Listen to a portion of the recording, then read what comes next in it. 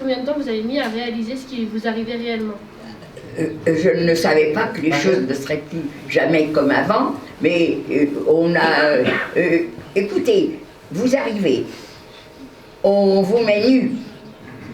Ça, c'est déjà affreux, ça. Et après, on va vous raser les poils du sexe, les poils du corps. On va vous enlever les cheveux. Déjà, vous êtes plus vous. Donc c'est vraiment très très rapide. On est transformé. Mais moi, je sais même pas, j'ai même pas le temps de penser.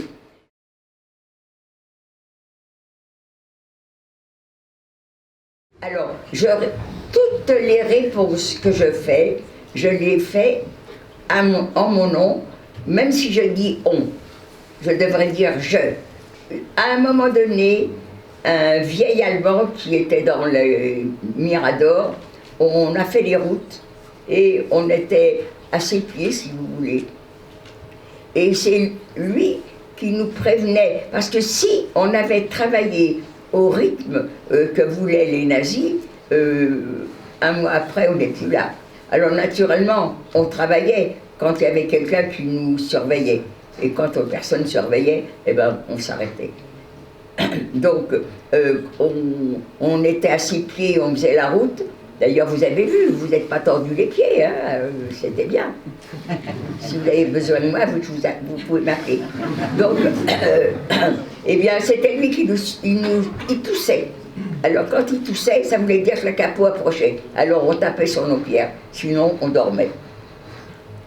Donc, ce vieil Allemand-là, et je mens aussi, quand j'ai été travailler en usine, j'aidais un vieil Allemand à travailler où il était à son atelier, et bien lui aussi. Alors, je ne peux pas dire qu'on n'a jamais été aidé, il y en avait quand même peut-être quelques-uns.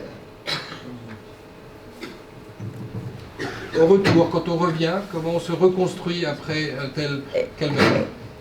Alors là, je vais vous dire que moi, ça a été très facile pour moi, parce que j'ai eu la chance, la très grande chance, de retrouver ma famille au complet. La famille qui n'avait pas été déportée. Malheureusement, ceux qui ont été déportés avec moi et ceux de ma famille qui ont été déportés, je suis la seule à être rentrée. Mais je rentre et j'ai mes sœurs qui sont là. Elles sont jeunes. Vous avez certainement, vous aussi, subi perdre une grand-mère, perdre quelqu'un de cher, et le lendemain, vous êtes avec un groupe de gens, ils racontent des blagues, et ben vous riez. Vous pleurez pas. Ou vous pleurez un petit peu, mais vous êtes capable de rire le lendemain que vous avez appris quelque chose. Eh bien, mes sœurs, on a été déportés. Ça leur a fait de la peine, mais elles n'ont pas vécu enfermées dans une pièce en disant ils ont été déportés. Il faut dire aussi qu'ils ne savaient pas ce qui se passait. Hein. Ma mère, seule, tout à fait différent. Ma mère est morte avec nous le jour où on a été arrêtés. Elle ne s'est jamais remise, elle a toujours été très... Non, mais mes sœurs, non. Mes sœurs, et je suis très contente de ça. Je suis arrivée 2 jours après. La table était de nouveau pleine avec des jeunes et tout le monde chantait. Et j'ai chanté avec elles. Moi aussi, tout de suite j'ai chanté. C'est pour ça que je vous dis, moi, j'ai récupéré tout de suite, mais pas toutes. Pas toutes. Et je suis très très vite sortie de la déportation. Alors qu'il y en a qui, malheureusement, sont encore comme si elles étaient. Ça dépend des caractères. Et je sais que c'est pas très très bien d'être toujours en train de blaguer, de rire. Ça déplaît à certaines de mes camarades. Je donne une mauvaise image de la déportation. Moi, je me souviens, quelquefois, quand il y a une déportée qui va venir, alors ils s'imaginent voir arriver quelqu'un avec pleurer, et ils sont toujours étonnés de me voir sourire. Mais c'est normal, j'ai acheté mes dents, il faut que je les montre. Hein. Vous savez, alors la soupe, vous n'allez pas vous installer pour déjeuner, non, non. on vous sert toujours dans votre écuelle et vous allez la prendre debout. Si vous avez eu l'occasion de pouvoir acheter une cuillère, alors vous allez la manger à la cuillère, sinon vous allez la laper. Vous allez vous remettre au travail tout de suite et jusqu'à 6 heures. Alors 18 heures, on range les outils et on va rentrer au camp. Et là, je dis rentrer au camp, je dis des bêtises, on va rentrer dans les baraques. Et là, c'est le moment presque le pire. Vous allez avoir l'appel du soir. Vous êtes devant vos baraques. Les hommes, non. Les hommes, il y avait la place de l'appel. Nous, les femmes, on est devant nos baraques respectives. On doit être en rang impeccable et on nous compte. Et on nous recompte. Celle qui a compté, elle amène le résultat au commandant du camp. Et puis le commandant du camp, il va faire le total. Ah non, il manque. Le compte n'est pas bon. On va recommencer. Et ça peut durer des heures et des heures. Et quand on est à l'appel, on doit être droite. Alors, et bien rangé, alors qu'on a envie de se coucher, on a envie de dormir. Eh bien non, on n'a pas le droit. Et après, alors, vous allez avoir la distribution du repas. Alors, qu'est-ce que c'est qu'un repas à Birkenau? Vous voyez un pain de mie? Alors, un pain de mie, ça fait un pain comme ça. Ça va représenter 5 tranches de pain. Et alors, vous avez des tranches de pain de 6-7 cm d'épaisseur. C'est un espèce de pain très noir, plus de paille que de farine, mais le pain, c'est sacré. Alors, ce pain, vous allez avoir dessus une petite tranche de margarine.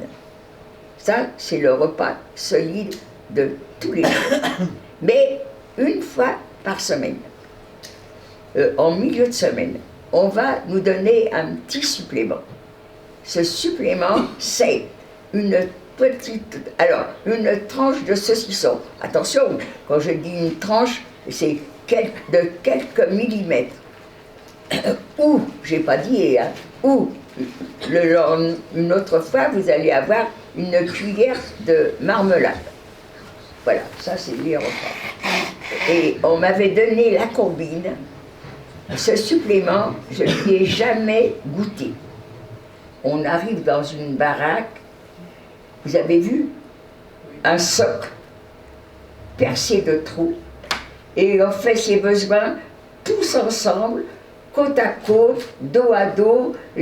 Mais comment ces hommes... Parce que tout ça a été préparé à l'avance. C'est pas parce qu'on est arrivé qu'ils ont créé ces toilettes, non. Ils les avaient préparées à l'avance. Moi, je voudrais montrer à tout le monde cet endroit. Pour moi, c'est le comble de la haine, ça. Et je suis là, à la porte, croyant me soulager. Les femmes sont assises, et côte à côte. Et elles ne sont pas toutes parties encore. Et dans mon point de mire, qu'est-ce que je vois? Une femme. Mais qu'est-ce qu'elle fait?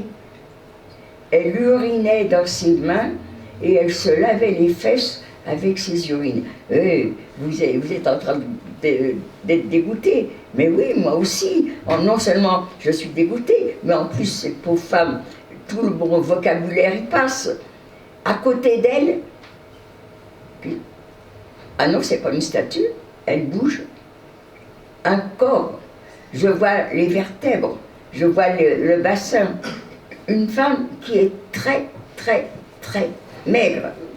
Vous n'êtes pas obligé de me croire. Et vous avez raison, parce qu'on pense que c'est pas vrai. Mais rien de ce que vous pourrez lire, de ce que vous pourrez voir, entendre, rien n'est faux. En fait, si, c'est faux. C'est faux parce que c'est encore pire. Mais moi, quand on dit on nous battait, je ne vois pas ça, je ne vois pas une chiffre. Moi, je vois la personne qui est par terre et qu'on continue à taper alors qu'elle est par terre et continue à taper et puis qu'elle aura l'arcade sourcilière ouverte, la lèvre ouverte, elle va saigner, mais ça ne fait rien, on va continuer à la taper et puis après, on va la remettre debout pour qu'elle continue à travailler. Moi, voilà, quand je dis on était battus, c'est ça que je vois. C'est difficile de... la langue française est riche cependant, hein. Mais c'est difficile d'expliquer ce qui s'est passé.